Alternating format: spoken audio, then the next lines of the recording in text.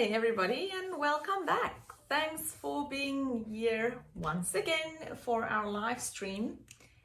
And today is the 13th of April, Tuesday, if you didn't know. And I will be telling you a bit about what books have I authored or co-authored. So yes, I have actually been fortunate enough, lucky enough, whichever way you want to see it, maybe committed enough, that might be another way of looking at it, of actually authoring some books.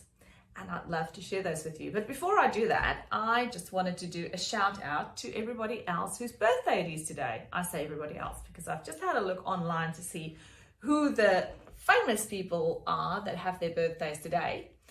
And some interesting ones are Guy Fawkes. Now, if you don't know who Guy Fawkes is he's the guy who basically invented fireworks. And so it's his birthday today. I mean, what was the year? It's been like forever. 1570. That is when he was born. So he apparently he was convicted in the gunpowder plot to blow up the British Parliament in England. No, British Parliament, obviously that's in England, but yes. So Guy Fawkes' birthday today, and then also Sir Thomas Jefferson. He was born in 1743, the third president of the United States. So I say sir, it's probably everybody is sir, every man or mister. And he was the third US president. So congrats on Thomas Jefferson for his anniversary, his birthday today. Then another person, there's obviously lots of people who have their birthdays today, but another famous one that I liked was Robert Watson Watt in 1892. And as you can take from the surname, he was the developer of radar and radio direction finding. So he was born in World War II. No, sorry, he was the physicist and developer of the radar and radio direction finding in World War II, born in 1892 and passed away in 1973.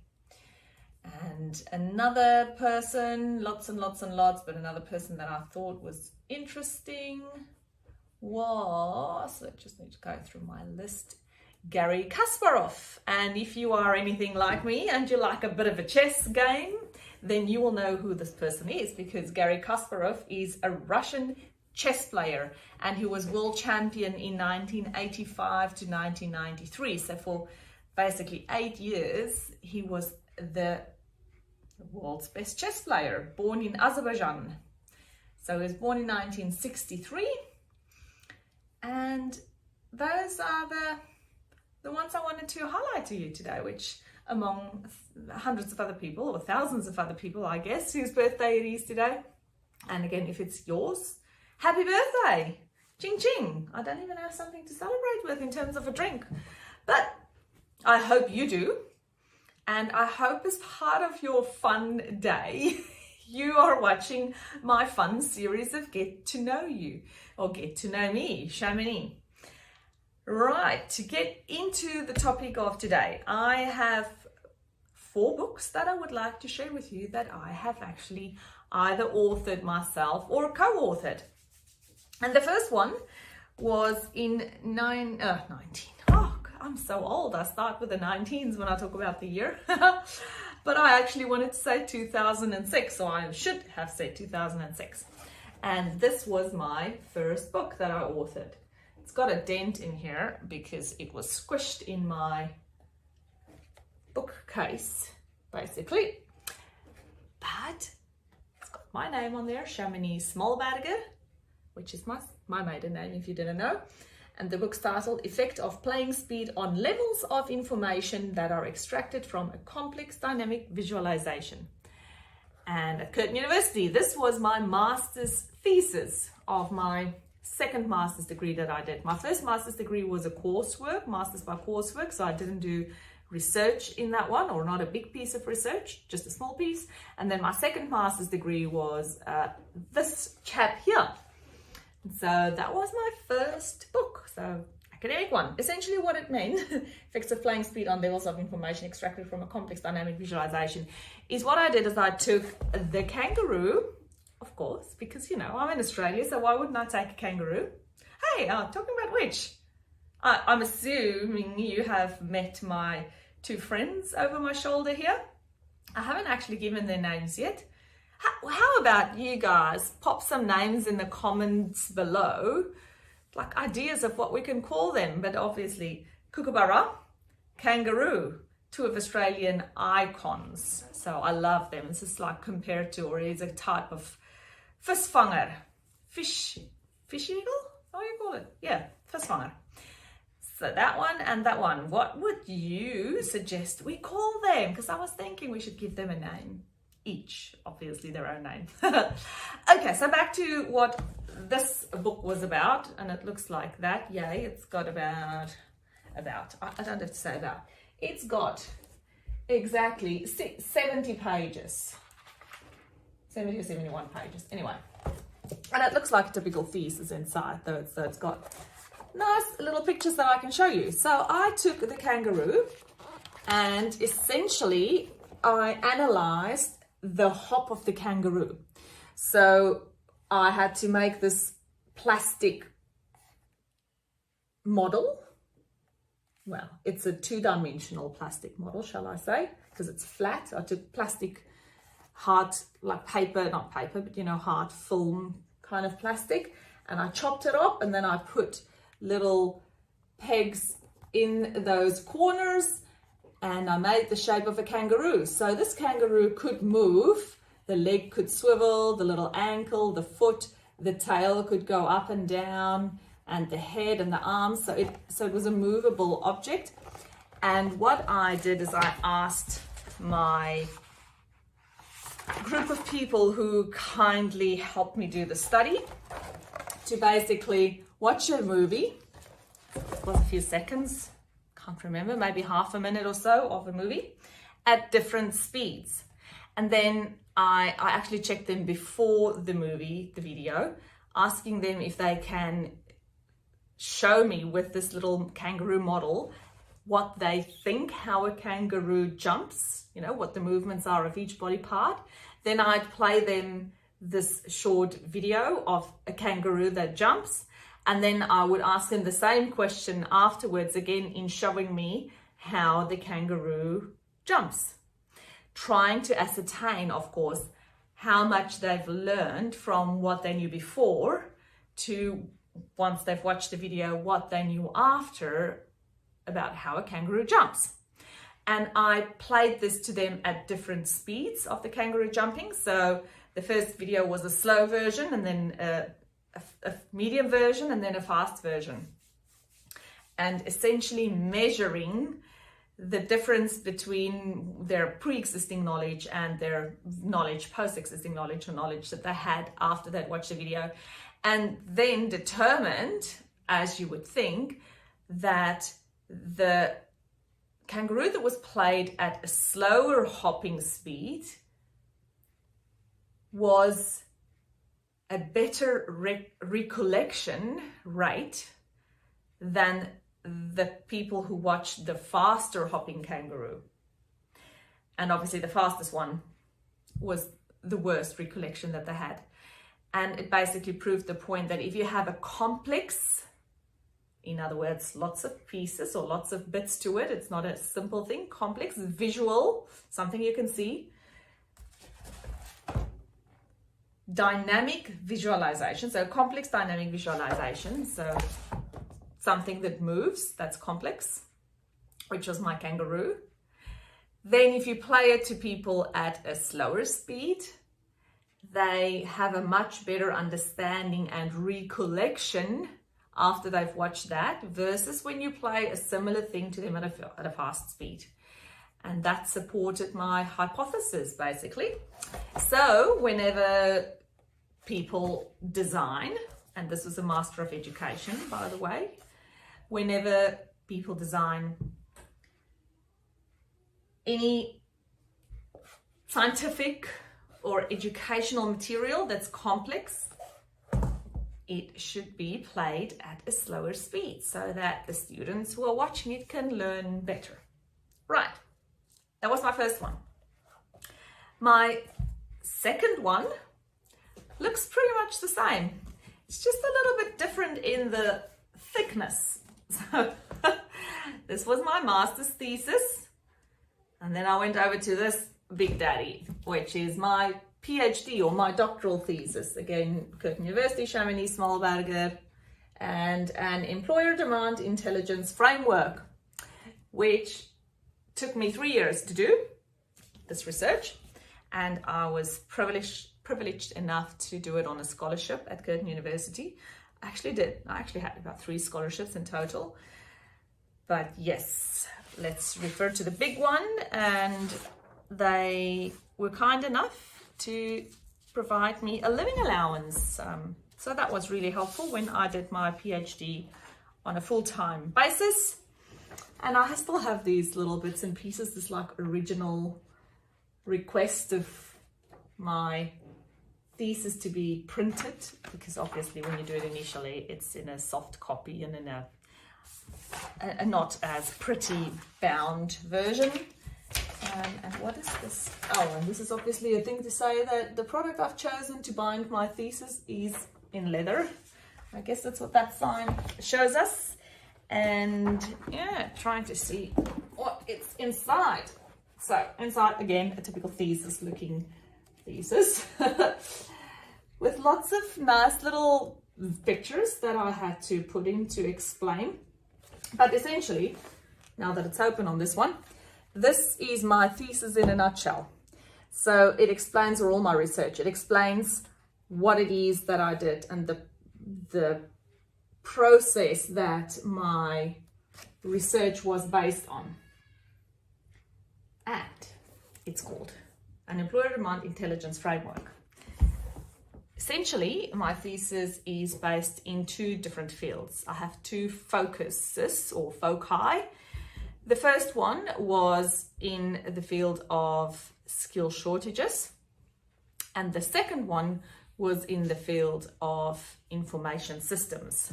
And so I brought these 2 fields together and did my research in, well, basically with the one leg in the one field and the other leg in the other field. So it was across two industries.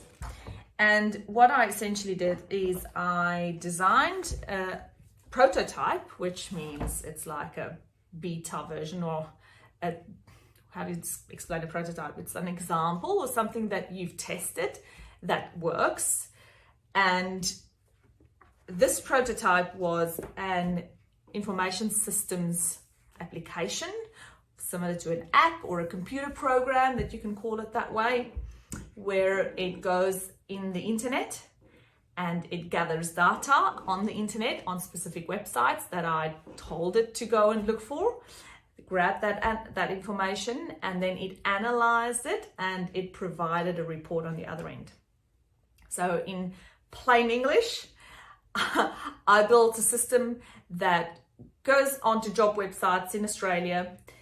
It analyzes information about jobs that have been posted on Australian job websites, and then it comes out with a report that tells us which skills are in shortage in Australia. And the reason I built this was because in my life before I did my research, I used to work for government-related industries or agencies who were required to do skill shortage research for the government. And the way that we were told to go about doing it was extremely subjective. So my thesis goes from the position of stating that skill shortages are determined on a subjective way as opposed to a factual or a qualitative process. And the software that I built basically proved that you can determine skill shortages based on facts and the real data that's out there, as opposed to the current way that it's being done, where people go out to companies, businesses, and ask them, hey, what do you think? do we need more engineers? Or do we need more doctors? Or do you think we need more electricians? And then somebody else would say, yeah, I think that's a good idea. Yeah, maybe we need more of this and more of that. That's essentially about as accurate as it is, because that's what we had to do. That was our job. I was part of one of those people who had to speak to different companies and asking them which skills they believed was in shortage in Australia. And then that information was fed to the government agencies, and they would make a range of assertions based on that. For example, what are the skills that we should allow into Australia? Should we get more doctors or engineers or teachers or hairdressers or chefs, or any of the above? Or should we provide more training to upskill our current workforce? Because if Australia has a shortage in, say, people who do bricklaying, brickies as we call them here, then essentially the government should put a training system in place, apprentice program, which we did lots of, and train more bricklayers in Australia, so that Australia does not have a shortage of bricklayers. This is just an example. And because we have the internet these days, well, we've been having it for a while, but it's getting more and more clever. There are various ways in how you can build intelligence. You must have heard of the word artificial intelligence, or the two words, the one concept. And so my thesis is based on a type of artificial intelligence. So it's a clever system that it grabs data from the internet. It works on a model in the background, the structure that I built, that I put in place to tell the computer how it should analyze this data that it grabs, and then how to process it so that it provides a report indicating skill shortages. And yes, as I said, that's based on artificial intelligence, and the structure that I built it on is called ontology. Now, you will all know these days our computers are so clever that you can say to Siri or Google or whoever you're using, and I don't want to say it now, because if I say hey and that name, then all my devices in this room will start living and talking back to us, essentially. But if you call them by their name and you ask your computer assistant or your phone assistant to look something up for you on the internet, like what's the weather today, or what's in my calendar, or how do I drive to here or there, then your computer goes and finds this data and provides it to you back in a matter of a few seconds. Now, the internet is moving towards becoming really, really helpful in automating our lives and being really intelligent.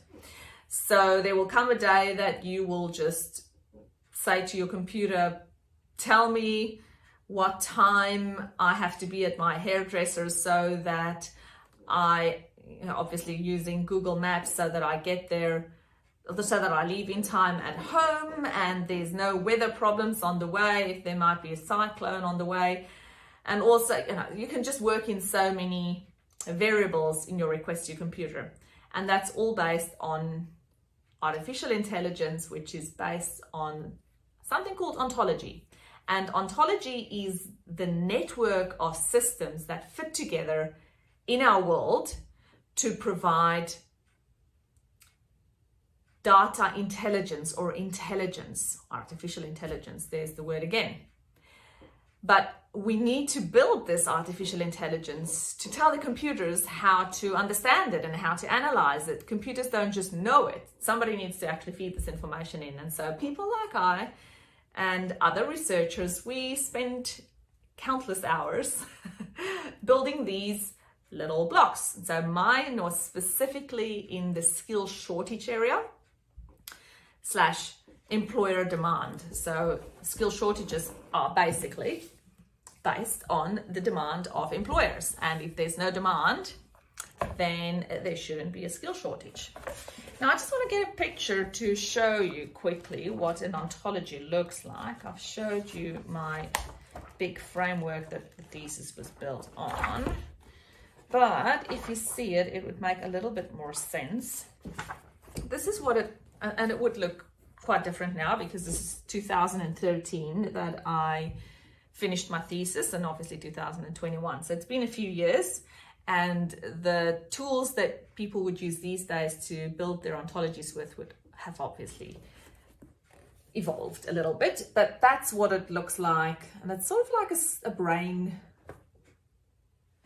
storming session almost, where you have nodes that are attached to concepts. And there should be some more pictures in here. This is a little map of Australia, obviously, and that's what we use to determine which areas are remote and not remote, because depending on where in Australia the job is advertised, that would indicate whether it's a skill shortage or not, because obviously it's easier to get people to fill vacancies in the CBD or the metro areas versus filling those vacancies in the regional areas. And so that was taken into consideration as well for my thesis. And again, I'm still looking for another nice, oh, here you go. So this is a nice little graph, and it's an ontograph that presents the requirements in the specific study that I did, and I actually based mine on nurses. So I looked at the kinds of nurses that are in demand in Australia. So you have a concept in the middle, and then you've got all these little factors that stem off that concept in the middle. And an ontology basically is heaps and heaps of those things that fit into each other to tell the computer how to understand what it is that you are building and how things fit together. So it's basically brain maps of any concept that you can think of. You can make an ontology about anything. You can make an ontology. It's almost like a process or operating procedure, how things fit together. And you could have it in anything. Like I can do an ontology about paging through, because this is essentially what I'm doing now, is I'm paging through my thesis because I'm trying to find some more nice, pretty looking pictures that I can show you to explain the process a little bit more for those who were interested in it. But yeah, I did this and finished in 2013 and had my first baby at the end of that year. Monica was born 22nd of October. I think I submitted my thesis something like the 1st or this, no, it was about a bit later. It was something like the 10th of October. I submitted my thesis, and on the 22nd of October, Monica was born. So yes, I managed to get it in just in time. I definitely did not want to have a baby and still be busy with my thesis, because I always said my thesis was my baby, or my PhD, my studies was my baby, until I had my real baby. So the one had to make place for the other one. You can't, well, except if you have twins, but you can't have two babies at the same time and give them both the required or appropriate attention, in my view. I'm not talking about twins, I'm talking about other kinds of supposed babies, like having a big project and having a real baby, because that's just the really competing demands. Here's another picture of an ontology, one of my ontologies, and this one explains the relationship between midwife and nursing professionals. So all the types of midwives or nurses that you get and how they fit into the greater scheme of the health industry, the medical industry, shall I say. Okay, so that's it. That's my pretty little thesis. And I say little because it's not little. It's got, how many pages did it end up having? 300 and something. 320, I think it seems like. Oh, here's all my big sketches in the back. 320 pages. I still cannot believe that I wrote a book this thick. Whew, it took 3 years. Well, of course, you don't write the thesis for all the 3 years all the time, but yes, you got to do some research, and then you got to go in and do some data collection. First do some academic paper research, and then you design your project, you do the actual project. There are different ways of doing a PhD. Some people do it by asking lots of questions in a survey essentially and analyzing that data. Some people interview people like I did for my master's thesis. It was based on interview plus measuring those movements of the kangaroos. And then for my PhD thesis, it actually involved building a prototype and then testing it and proving that the concept worked. Exciting. It's actually really exciting because even though I did it in 2013, this is the kind of stuff that are only now slowly starting to emerge in the real world. And it just shows you what a lag time there is between when people develop something in research and it actually comes to life on the other end for us people in the real life where we are using it. So yeah, it's about 8 years and it's only just starting to surface in the real life. Okay, then my third book was a chapter. So it wasn't actually the whole book, but it was a chapter in this academic handbook. And this book is called The Impact of Economic Crisis on Education and the Next Generation Workforce. Do you see now why I am doing helping people with skill shortages and moving to Australia? Because that's what I did my major research in.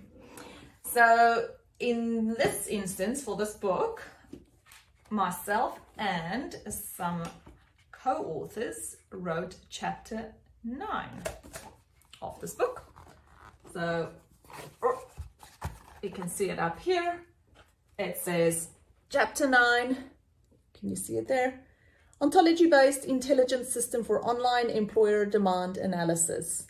And Sharonita Blanche, Pornput Wangtong Tam, she was my research professor for my thesis, and Boris Villazon Terrazas, he was my co-research professor, and he's in Spain. She's obviously in Australia, and she's Thai originally, so she was my PhD professor. I loved having her as my supervisor, and then Boris was my remote supervisor. And we wrote chapter 9 of this book. Should actually open it, page 185. 185. So it's a good feeling once you write a book and it gets published, and oh, there you go. That's a nice. So there I'm actually in a Chamonix Blanche and not Chamonix Smallberger, which is my maiden name. Chapter 9, yeah. So that was the third book or chapter that I authored or co-authored, and then the fourth one was this book. And this one was the whole book. So we were 4 authors of this book. David Forbes, Dr. David Forbes, Dr. Pornput Wangtong Tam, Dr. Shamanita Blanche, and now Dr. Utsani Pakditra Kulwang. I assume Utsani has now completed her PhD, but at this stage she was just in her first year, I believe, of doing her PhD. And so in the meantime, which has been a few years, she would have completed her studies.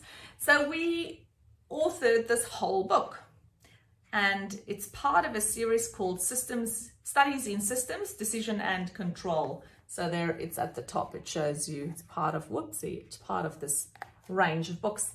And it was really pleasant to finally hold in my hands a whole book, a real book that's being, Springer Link, that's being sold online to whoever wants to buy it.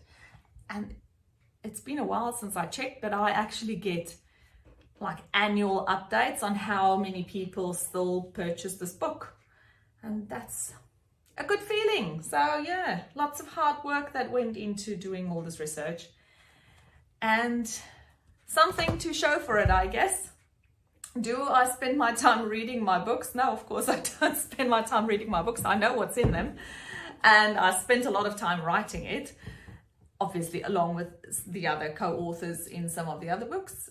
But yeah, it's something that I am proud that I put the time and the effort in, and really blessed and thankful that I did do it. And now I am hopefully going to be authoring in the not too distant future a book that's not an academic typical academic book like that, but something that's also educational, just in a more, a less PhD level kind of language.